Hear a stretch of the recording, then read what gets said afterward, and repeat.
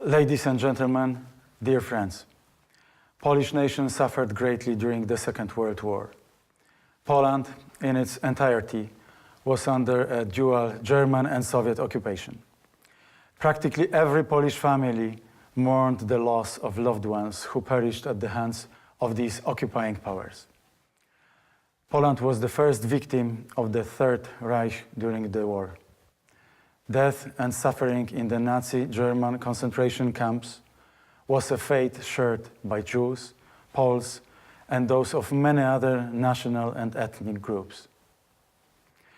The Holocaust was an unspeakable crime. Those who attempt to deny it should always be met with unequivocal condemnation.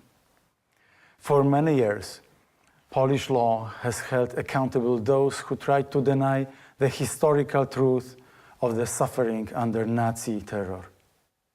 Similar laws operate in other countries across Europe and the world. Holocaust denial is not only a denial of German crimes, but also other ways of falsifying history. One of the worst types of this lie occurs when someone diminishes the responsibility of real perpetrators and attributes that responsibility to their victims. We want to fight against this lie in its every form. This is why we are amending the law of the Institute of National Remembrance. Death camps where millions of Jews were murdered were not Polish. This truth deserves protection, as it is a part of the historical truth of the Holocaust. Dear friends, our government condemns all crimes committed on Polish soil during the Second World War, regardless of the nationality of the perpetrator or the victim. We will never limit the free exchange of ideas in historical debates about the Holocaust. This is our duty to those who experienced this. For the last years, we have made it our commitment to serve as guardians of the memory of the crimes of totalitarian rule, both in our country and abroad. The Mauthausen-Gusen camp serves as an example. Gusen, along with Katyn, was a site of mass murder of the Polish intellectuals. Jews and members of other ethnic and national groups were killed there as well. After the war, the camp was destroyed, and a Tuscan-style villa was erected where the camp gates stood. Thanks to Polish engagement, the memory of Gusen's murderous history has been saved.